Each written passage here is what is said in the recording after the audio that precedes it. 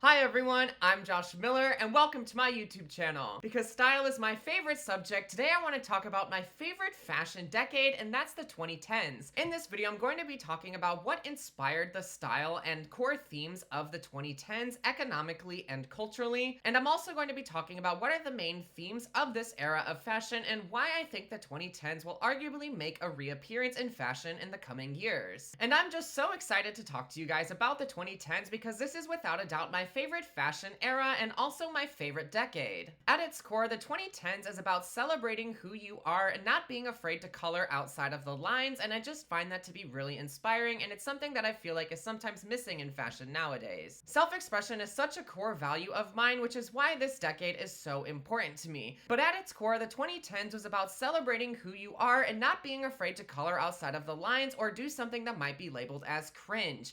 It was all about just being yourself and being open to new things, which is why I find it so inspiring and why I really want to talk about it today. But to understand this period of fashion, we first need to start by discussing the macroeconomic conditions that led up to it. When discussing 2010s fashion, something I feel like people sometimes forget to do is to talk about the significant events that led up to that period, and to me, the most important thing by far was the 2008 recession. The 2008 recession had a huge impact on the fashion industry because it changed the way that people buy things and what it was that people are even willing to buy. For starters, the recession created a large degree of job insecurity and fear of job insecurity, which made people more reluctant to spend money on things that are unessential like fashion. As a consequence, retail employment dipped 6.6% during this period of time, and fashion sales dipped around 5% as well. And this was incredibly scary for fashion brands because obviously if customers aren't spending money, they might go out of business. So I'd like to imagine that fashion-forward businesses like Saks Fifth Avenue and Nordstrom, in those executive boardrooms, they were constantly talking about how they were going to get people to buy new things. And thankfully, the leaders of the fashion industry eventually figured out that it wasn't that people didn't want to buy clothes, they just needed to be sold them differently, and that is where the 2010s truly kicked off. As the recession ended and the economy began to recover, customers were still reluctant to spend their money on brand new outfits because it just felt like it was hard to keep up with what the new trends were. And notice how I said that customers were reluctant to buy entire outfits, not new items. This distinction is really important. To cater to customers that wanted to buy something new, just not everything new, fashion brands figured out a way in order to get people to buy new things,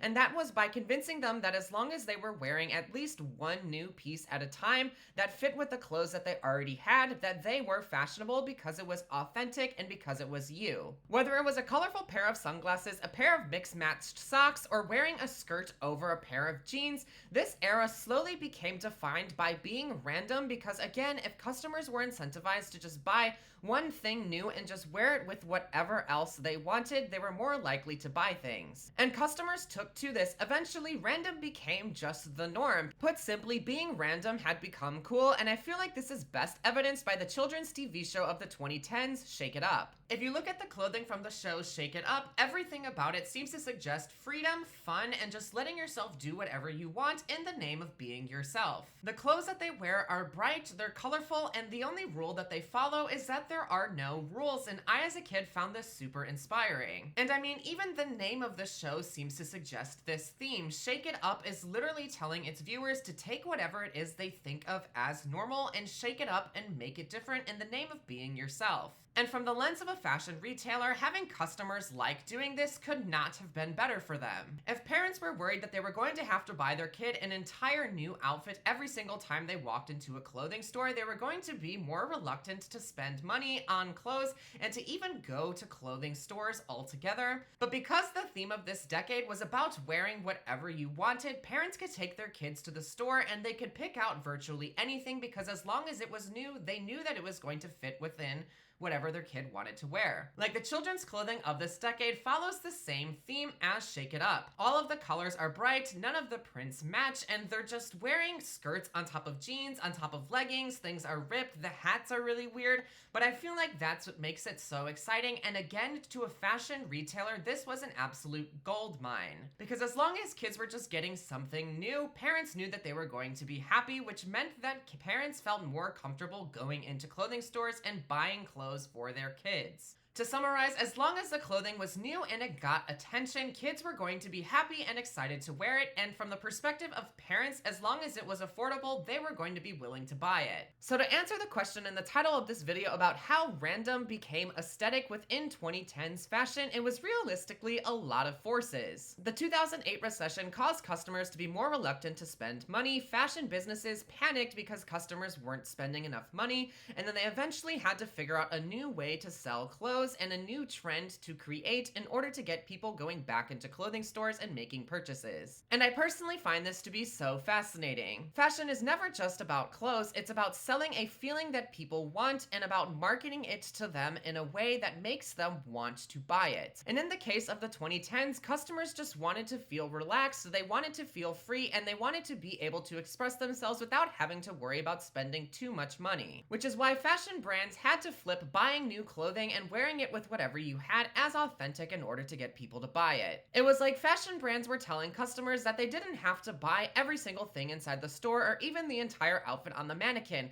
as long as they bought the $10 lipstick in the grocery store checkout or the $5 scarf or a new pair of socks, and they wore it with whatever they had. They were expressing themselves freely and authentically, which I think is just like a really weird but fun way to get people to buy things. What I love about the 2010s is that it's proof of how far fashion can go if we just stop taking everything so seriously and we stop holding up all of these rules that don't need to be there. I often find myself aching for a lot of these things and a lot of these trends to come back in style, and when I look at fashion and I look at pop culture nowadays, I sometimes feel like they might actually come back in style. As a kid, I remember my teachers always telling me that history repeats itself, and with fashion, this is true as well. If you zoom out, the 2010s seems to have a lot in artistic unison with the 1980s, and the 2020s seem to have a lot in unison with the 1990s. But in addition to this 90s trend, we're also seeing Y2K function as an emerging trend within the fashion marketplace, with albums like Brat reviving this aesthetic into the mainstream and artists like Tate McRae being compared to 2000s Britney Spears. It feels like the 2000s is starting to become the new macro culture, which begs the question, is the 2010s going to follow it? And I'd argue that it probably will, given fashion's precedent of consistently repeating itself and also just the way that people buy clothes today. It's no secret that fast fashion is a huge trend amongst consumers today, but the thing is that that's not really that new of a concept. The core trend of random dressing and dressing without any rules really set the foundation for fast fashion by encouraging customers to just buy new things that are fast and cheap and just wear it with whatever they have. So given that fashion continues to repeat itself and that customers are already accustomed to a way of buying that is in direct unison with this style of consumption, I don't really think that it's that far of a claim to think and to predict that the 2010s fashion is going to come in style within the next 5 to 10 years. And I, for one, am really excited about this. I want fashion to be a place where people feel free to express their most authentic and their most confident version of themselves, and I feel like the 2010s just really embodies that with its adherence to not adhering to rules and just with how bold and colorful and playful everything is. But what about you? What do you think about 2010s fashion? Do you think that it's probably going to come back in style? And are there any things that you are excited for, or are there any things that you aren't excited for? Make sure to let me know in the comments down below. Again, I love talking to you guys about fashion, and I'm just really excited to hear your guys' thoughts on the 2010s and its potential revival. And if you liked this video, make sure to give it a thumbs up and hit subscribe down below. I post new videos like this one every single Sunday, and I also post short form videos every single day. And if you want to find me on Instagram and TikTok, you can follow me on both at __ Joshua Miller. But most importantly, make sure to have a fantastic day, and thank you so much for watching.